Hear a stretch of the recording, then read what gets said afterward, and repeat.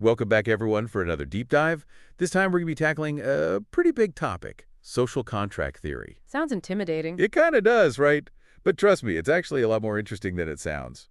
We're really going to be getting into, why we follow rules and how those rules make up our societies. We've got a bunch of great sources to help us unpack all of this, including the Stanford Encyclopedia of Philosophy. Yeah, I mean, it's one of those things that it's not just some abstract concept, that philosophers came up with centuries ago. It really is still super relevant to all the stuff that's going on today, all the debates we have about taxes, individual freedom, you name it. I mean, it's almost like a giant puzzle, right? Like trying to figure out what holds societies together and what makes us agree to these rules, even though we're not literally signing a contract.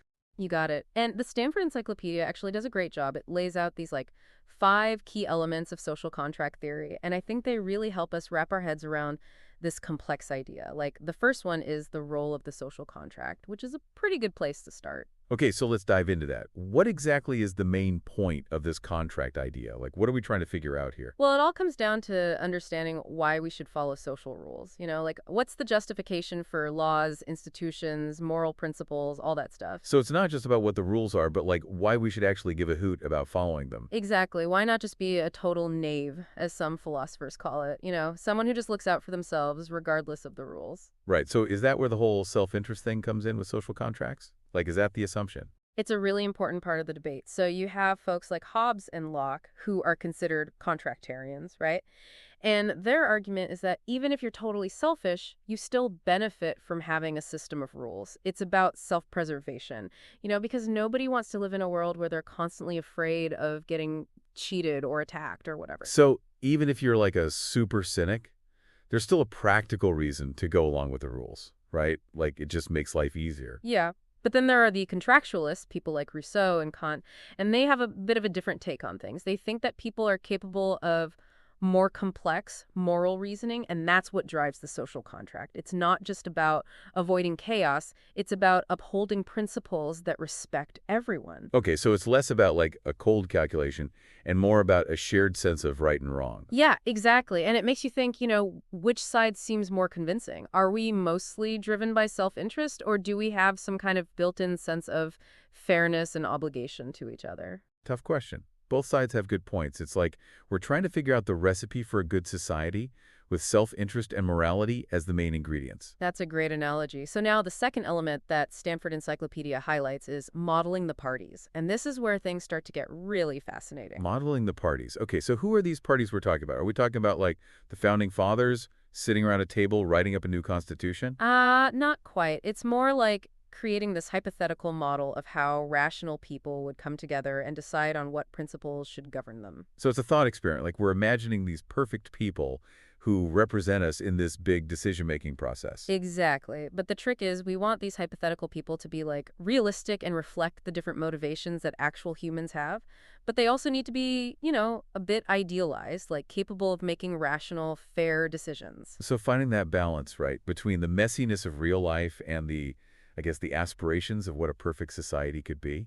Yeah, it's tough. It's this tension between wanting the model to be robust, like it works, even if people aren't perfect, but also sensitive, so it reflects how people actually think. It's interesting because I was reading, and it seems like having a lot of different perspectives might be a good thing for a social contract, right? It makes it stronger. Oh, that's an important point. It means we don't all have to think exactly alike, but it's that division of cognitive labor where everyone brings different strengths and ideas that makes the social contract more adaptable, more robust. It's like a healthy society needs a whole chorus of voices, not just one single note. I love that image. So now we come to the third element, modeling agreement, which gets into how these hypothetical people we've been talking about actually reach an agreement. Right, because there's no actual contract signing going on here. So how do we know what these people would agree to? And this is where modern philosophers have gone beyond just that basic idea of consent. They're using tools like game theory and even evolutionary biology to model how agreements can actually emerge. Wow, game theory and evolutionary biology, that's a lot more complicated than I was expecting. Right, it's we're taking these old philosophical ideas and throwing in some like cutting-edge science to try to understand how societies work. Yeah, exactly. So let's break down these different approaches to modeling agreement a little bit. One is bargaining. So you can imagine these rational individuals trying to figure out how to divide the benefits and burdens of living together, fairly. It's kind of like splitting a pie, but instead of slices of pie, you're talking about like rules and rights and responsibilities. Okay, so finding that sweet spot where everyone gets a piece, but nobody feels like they got it totally screwed over. Does that actually, like, happen in real life, though? I mean, it sounds kind of idealized. Well, it is a simplified model, but, the core idea is that there's this like negotiation and compromise that has to happen for any society to work, right? And then there's aggregation, which is basically like trying to take everyone's individual preferences and combine them into some kind of overall social choice. Oh, that sounds like a nightmare. How do you even, like, weigh those different values and priorities? It's like trying to plan a dinner party for a bunch of people with totally different tastes. How do you make a menu everyone will be happy with? You got it. That's a perfect analogy. And it gets at one of the really big challenges of this whole social contract idea, right? How do you balance the needs of the individual with like the need for everyone to agree on something? And then the third approach is equilibrium, which comes from like game theory.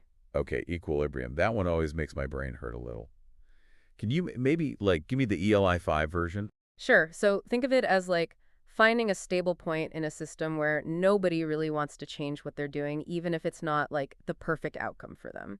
One of the classic examples is the stag hunt game. Have you heard of that one? Oh yeah, the stag hunt. It's all about like choosing between cooperating to get a bigger reward or going it alone for a smaller but safer payoff, right? Exactly. It's a great metaphor for the tension between self-interest and, what could be achieved if everyone worked together. And we see this playing out in real life all the time, too. Oh, absolutely. Like think about international agreements on climate change, for example.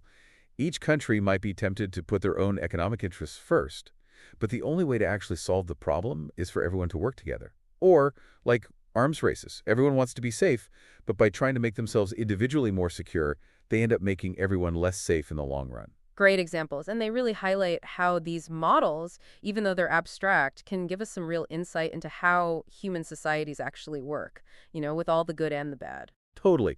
So we've talked about these different ways of modeling agreement, bargaining, aggregation, equilibrium, but it feels like it all comes down to, like, what are these hypothetical people actually agreeing on? Is it just about, like, basic laws and stuff, or is it something bigger? That's the key question. And it takes us to the fourth element that the Stanford Encyclopedia talks about, the object of agreement. Basically, it's about defining what the social contract is supposed to cover, like what's on the table when these imaginary people are making their deal. Okay, so what are we talking about here? Is it just about setting up a government and making sure there's, like, some basic law and order? Well, that's definitely the traditional focus, especially for people like Hobbes and Locke. They were all about the legitimacy of political power and the duty of citizens to obey the state. But it can actually be way broader than that. So it's not just about avoiding anarchy. It's about figuring out what makes a society just and fair in a more, like, fundamental way. Yeah. Think about a philosopher like John Rawls, for instance. He said that the social contract should actually encompass the entire basic structure of society, like the economy, family structures, even our understanding of rights and freedoms. He wasn't just trying to keep the peace, he was trying to create a world where everyone has a fair shot at a good life. So instead of just setting the rules of the game, we're talking about designing the playing field itself, right? Making sure it's level and fair for everyone who steps onto it. That's a fantastic way to put it. And then there are even more expensive views of the social contract. Some people think it should be about justifying moral principles themselves, like these universal rules that everyone should follow no matter who they are or where they come from. Wow, so it's not just about our relationship with the government, but like how we treat each other as human beings, right? Exactly. It's recognizing that we're all connected and trying to figure out how to create a world where everyone can thrive. This is all super fascinating, but I got to be honest, my head's spinning a little. Like, even if we can imagine what this perfect social contract looks like, what does it actually mean for us in the real world? Does it change anything? That is the million-dollar question. And it leads us to the fifth and final element. What does the contract show? It's about figuring out what the implications of this whole social contract idea are. Like, how do we actually use it to understand the world? Okay, so what are the different interpretations of what the contract actually shows? Like, what are the different schools of thought on that? So one view is called the constructivist perspective. And basically, it's the idea that The social contract doesn't just reflect some like pre-existing moral truth. It actually defines what's just and moral. It's saying morality is a human creation, something we build through agreement. So morality isn't like, written in the stars or handed down from on high. It's something we invent through reasoning and negotiation. Exactly. And then there's the indicative view, which is a little more, I guess you could say, modest.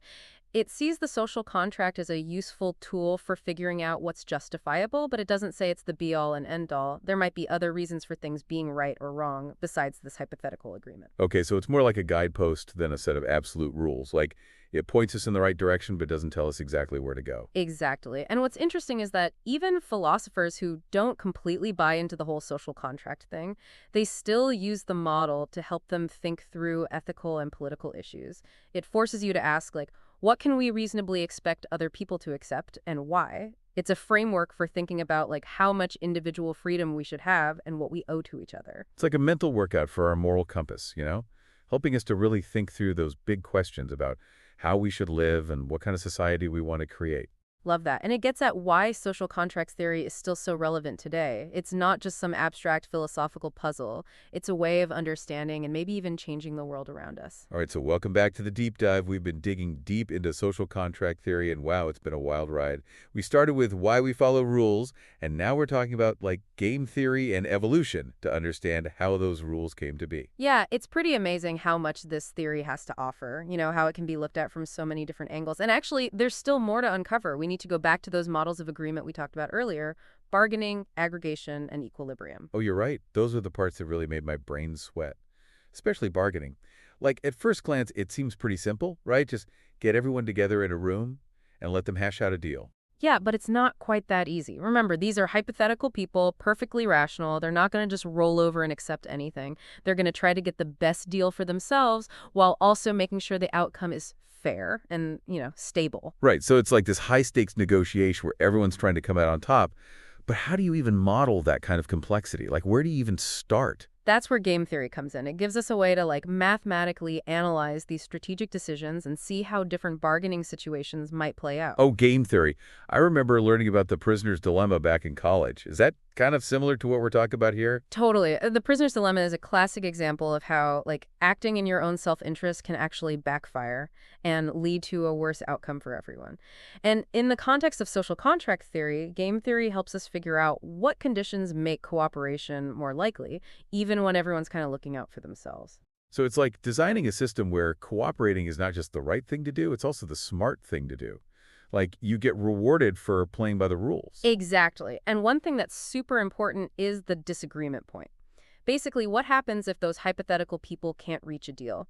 If the consequences of failing to agree are really bad, like ending up in a chaotic state of nature, then people are more likely to be willing to compromise. So a little bit of fear can actually be a good thing. Like, it motivates people to cooperate.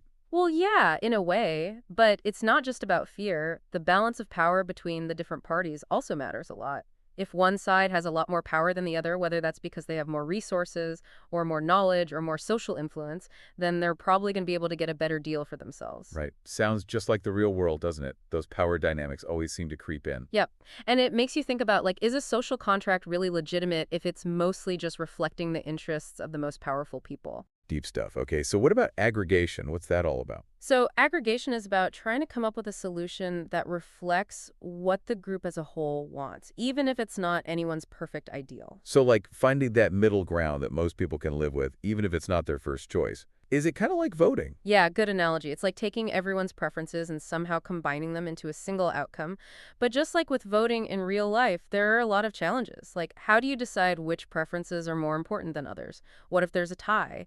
And how do you make sure that minority voices aren't just completely ignored? Man, it sounds like trying to herd cats. How do you get everyone on the same page when everyone has a different idea of what the right page even is? Right. It's tough, but thinking about these challenges can actually help us understand how we make decisions as a society. How we try to find that collective will. All right, now for the one that really makes my head spin, equilibrium.